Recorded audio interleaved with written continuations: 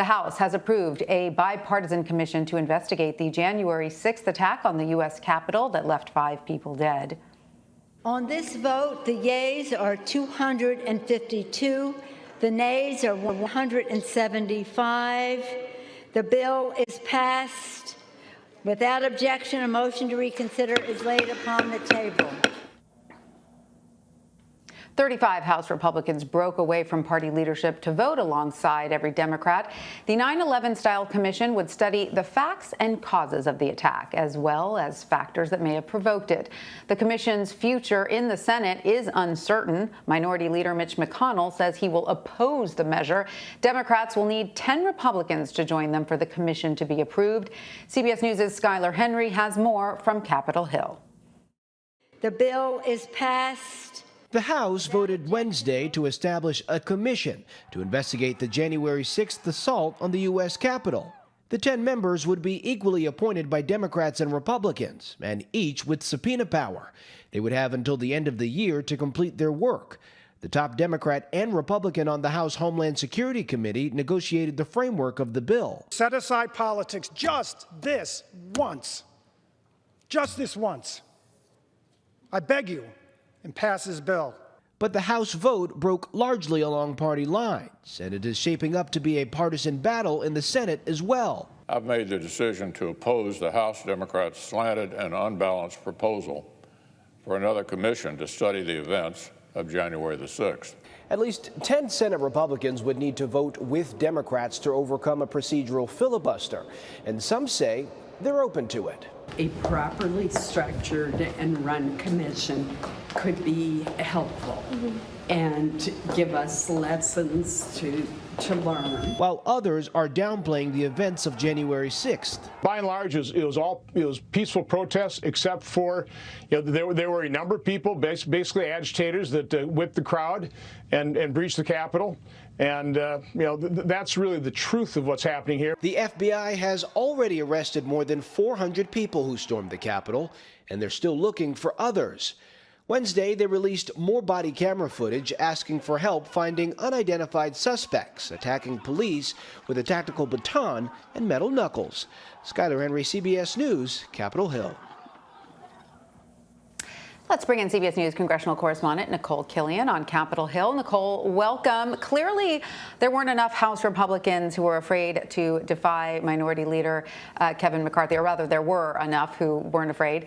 Senate Minority Leader Mitch McConnell commands a different level of loyalty. Is it likely there are enough GOP defections in the Senate to get this commission done? Well, look, I think we're going to have to wait and see. Majority Leader Chuck Schumer has said that he intends to move forward by putting this on the Senate floor. And at this point, a lot of Senate Republicans have remained uncommitted as to whether or not they're going to support this commission. I mean, there are some who are clearly opposed, but others say that they want to see the language on this, or that they want to at least try to see if they can extract a couple of changes. So that being said, I think we have to see how these discussions in the Senate play out. But what we're hearing from Senate Democrats is that they could move forward on this piece of legislation as early as next week. So certainly not a lot of time to get their ducks in a row if that's the case. And Nikole, Republicans are now saying that the commission is slanted, but the House plan does call for an even amount of appointees from both parties. And of course, as we know, members of both parties were in danger that day, with rioters even chanting "Hang Mike Pence" and coming dangerously close to the former vice president. So what is the real issue that Republicans are having with supporting this? And does the commission have outside support? Oh, well, it's a couple of things. And I mean, keep in mind that this has been part of back and forth negotiations for months. And at one point, these negotiations came to a complete standstill because Democrats and Republican leaders were at odds as to how this panel should proceed. So it really isn't a huge surprise that Republicans still are opposed, or Republican leaders, that is, because they have been expressing objections all along. Their chief concerns are they believe that that the scope of this panel should be broadened out. They don't think it should just be limited to the January 6th attack, which is what Speaker Pelosi has always pushed for. Instead, they feel that this should be broadened out to other political violence, whether that's the demonstrations we saw last summer, whether that's the attack that was here at the Capitol just last month involving Officer Billy Evans, where a car rammed into a barricade. So they want to look at the broader issue of political violence, if you will. But and their other argument has been that there are other investigations underway, and Mitch McConnell has said he doesn't necessarily want to kind of get in the way of those. But that being said, you know, Democrats have made clear this is about just seeking the facts, getting to the bottom of what happened on January 6th. And so, you know, as Speaker Pelosi put it, she hopes that this can continue to remain a bipartisan effort. And she was asked today if she was committed to a select committee to investigate the January 6th attack if the commission is blocked in the Senate. And here is Speaker Pelosi's response. Let's listen. We're taking this one step at a time. What we've said we want is a bipartisan commission. I don't want to weaken that position. Everybody knows what my options are. They are no secret. But the preference, not only preference, overwhelming preference is for bipartisanship. So clearly she's not willing to go there yet. But Nikole, do you hear anything about whether Democrats would launch their own investigation without GOP approval if this commission is denied, the same way Republicans did for Benghazi during the Obama administration? And how else would lawmakers seek to boost security on Capitol Hill?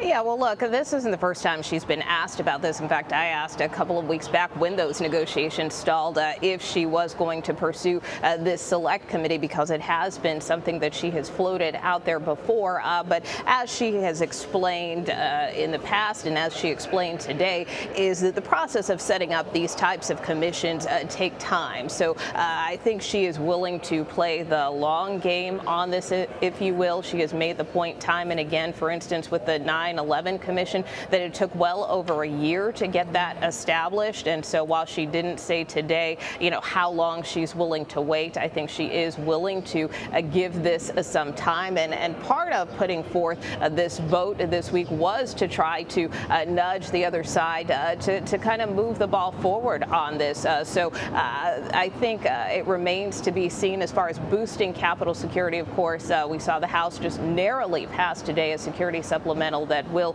increase security here on Capitol Hill, again, if it clears the Senate. All right, Nikole Killion on Capitol Hill, thank you.